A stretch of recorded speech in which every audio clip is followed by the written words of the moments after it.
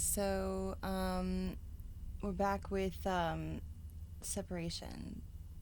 Separation is the third alchemical process in the alchemical transmutations of the spirit from lead into gold. It's in the dominion of Jupiter, which is good luck, of course, optimism. Its ruling element is air. So, separation, it happens after dissolution. Okay, the first step is to super fuck your life up, and the second step is to feel stuff about that. And separation is the choice part. You know, it happens in the Muladhara chakra, which is your free will chakra, and it's you making a choice to separate yourself from that which has always not benefited you, from that which you've outgrown, from that which you don't want in your future. Separation is an important process because it is all on you. There's no doctrine that can tell you or savior coming to help you. It is legitimately just you making tiny little choices every single day to better your life. Separation is not just from people. It is from states of mind. It's from perspectives. It's from slave mentality. It's from victimized living. It's from whatever it is that got you to calcination in the first place. You separate yourself from that, but not just yourself physically. Mostly you need to separate yourself intentionally. Mentally, the separation needs to be in your mind, like straight up. It's like going on a diet, you know? You want to give up meat, but you love meat. First, you have to convince yourself you don't love meat. You know? That's the first step of giving up meat. I don't love meat.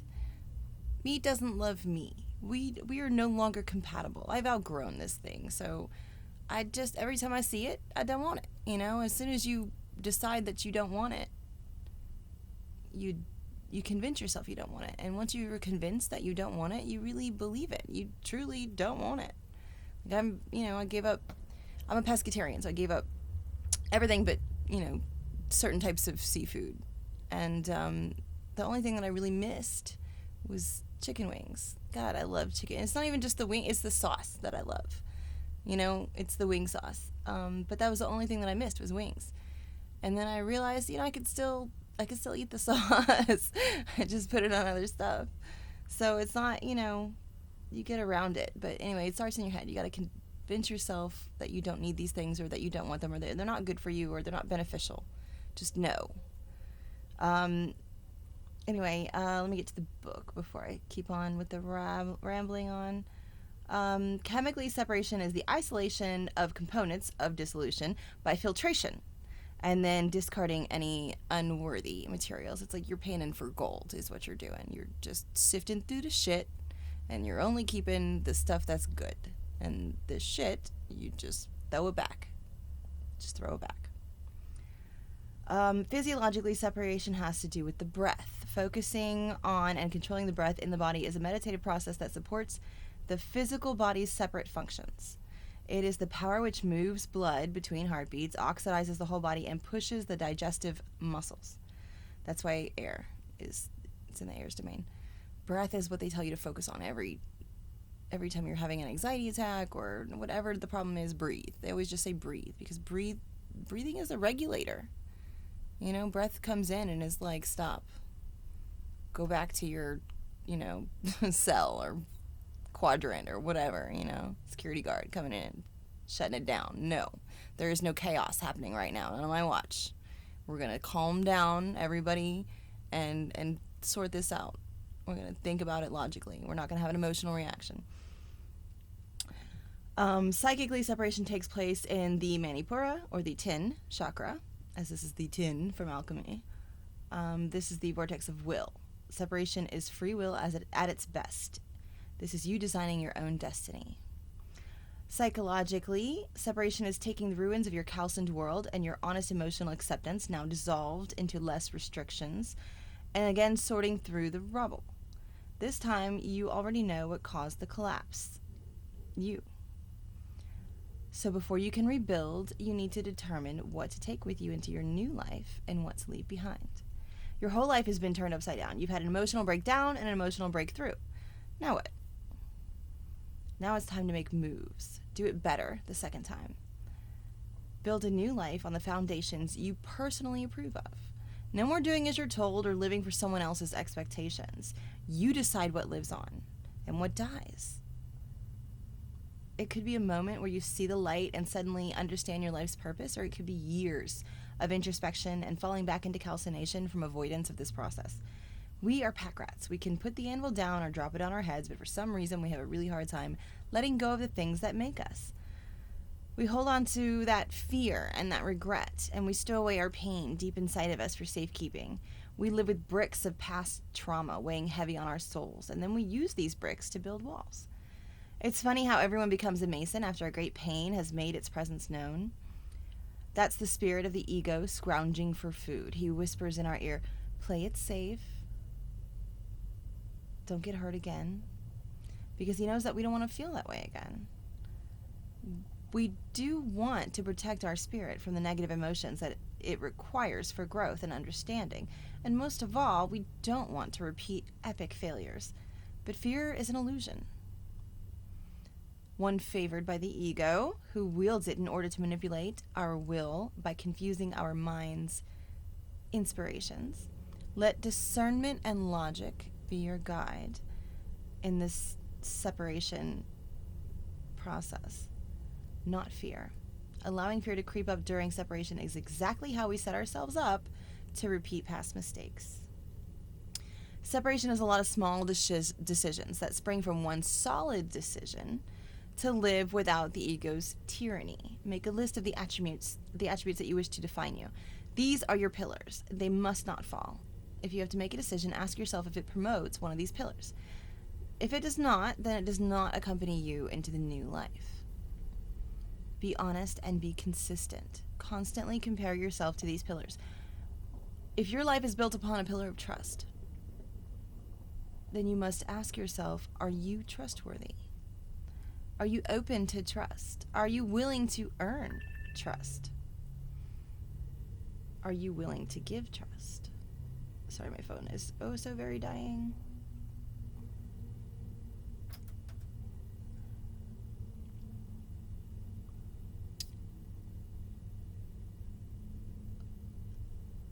Okay, are you willing to give trust and adjust your decisions accordingly? Trust is one of those things in life that we can only receive after having given it out. To trust in yourself, you must have experience enough to determine your own trustworthiness. Separation is ruled by the air element, and this tells us that it is a consciousness-focused process, which utilizes the mind's balancing comprehension. Sorting through the wreckage of our destroyed towers should be taken as a serious responsibility. The things that poisoned your old tower will poison the new one as well. We must ensure that we only bring what is good for construction into our new life. There is a chain of command which flows naturally through cause and effect. It starts with one thought, splits into rationality and emotional response, and then combines again to create action. This is cause, which evolves into effect, which transmutes into cause from another perspective. This is the evolution of the tree of life working in every circumstance. One thought started at Kether splits into both rationality and emotional response, that would be Chokma and Bina, and then combines again to create effect, Chesed, which is in and of itself a new cause and a brand new realm of thought. This is also the way of karma. This is the hidden magic of life and how we control our destiny. This is the implementation of our own energies creating our reality every moment. And the way to control reality is to control the elements we allow into our lives. Do we really need things which induce anger or fear in our lives, or can we make a solid decision to live without them and have less anger and fear in our future? The choice is only ours, but so is the power. Separation takes place in the Manipura chakra. This is the chakra of will. There is no one else who can control your will. That is exactly what makes it free. You choose to be influenced by the environment, you choose to conform to the environment, or you choose not to. Every breath you take, you are living a moment of choice. There is no savior coming to save you from your own bad choices. There is no human sacrifice strong enough to change your will. There's only you. You are the only thing in this universe with the key to that door, and you open and close that door every day with every decision that you make, big or small. This is why the religious doctrines say that you have to invite a deity into your heart in order to be saved, or why the legends of the vampires have to be invited into your house before they can cross the threshold. This is why the myth of Satan insists that he tempts his victims in order to obtain their loyalty and thereby their soul. You have to sign that soul contract. All of these traditions are accurate depictions of common ways to influence free will, because all darkness knows it must be invited into the light, and because no energy can bypass the law of free will. Separation is not just losing friends and bad habits, it's losing interest in those things which feed your ego. It is the choice to turn the other cheek when you have the option to overreact, because your pillar of trust requires self-discipline and self-control. It is the choice to give the homeless person $1 when you have the option to avoid eye contact, because your pillar of love requires empathy and charity. Separation is the most vital step in the alchemical process, because if you half-ass this step, you must repeat it until you get it right. But you have to start back at calcination. Separation takes place in the realm of Yetzirah, where air reigns. Hod's demand of order and structure will never allow for an incomplete map, and Netzach's creative energies will always fill the holes with something unpredictable. And Yesod's love for illusion will give you false hope, which will become your detriment. Working with these energies is as exhausting as it is necessary. Balance in Yetzirah is achieved only by honesty and humility, the polarity to pride. Separation is about forethought. We are in the blueprint stage. This is the place where we design our reality, for better or worse. So essentially, separation is like, it comes after calcination, fire, dissolution, water. Fire and water together, you get air, right? So the air quality gives you discernment. Discernment is logic, reasoning, rationality. The mind is the mind computing and processing and interpreting and strategizing. It's strategy, okay? Separation is strategy. You fucked up and you feel some type of way about it. Step 3, make a plan. Make a plan to fix whatever it was, or to make a new one that's better, or restructure, rebuild, whatever you do. This is the planning stage. Separation is planning. Okay, I fucked up. I felt some type of way. Now what? Now I need to make moves. And I can't try, you can't run the same gag. You know, you got to try something new, something different, something from a more humble approach. And it applies to literally every situation. You have these pillars, these solid truths on which you stand, these aspects of yourself that you wish to define you. Okay, love, growth, honesty, trust, whatever your pillars are, the things that you want to be remembered for on your tombstone, you know. And when you have a decision to make, big or small, any decision. I'm at a red light. I could go. I could wait. You know, I'm at a stop sign. I could go. I could wait. What do I do? Every tiny decision you have to make. Does this promote one or more of my pillars, and how? Or how not? What do I want for dinner? I don't have any kids right now, so I don't have to cook. I can go get food. I can go get food somebody else has cooked. Does that promote one of my pillars? Well, I have a pillar of love, which requires consideration for other people. And right now, I'm pretty sure there are other people out there who are at work preparing food, not getting paid if nobody is there to order it. Okay. That's me loving others. What about loving myself? Does this promote me loving myself? Depends on the food. Is it sushi? Because I love sushi. Sushi is like my reward food. I usually don't get sushi until after I work out. I have to work out to get sushi. It's kind of my thing. if I go get sushi, I can love other people and I can love myself at the same time. If it's something that's detrimental to me, like, garbage food, like drive-through window food, those people get paid either way. They get paid whether somebody comes to the window or not. They get paid by the hour. It's not like they're waiting on my tip. And I'm a bartender, so I tip everybody, legitimately everybody. But yeah, no, that doesn't really promote my pillars for loving others. What about loving myself? No, it's not going to be beneficial to my body. I mean, it enables me to be lazy and not have to cook or clean anything, but that is also not beneficial to me. I'm going to go with no. Drive through window is not backed up by my pillar of love. Sushi is, though.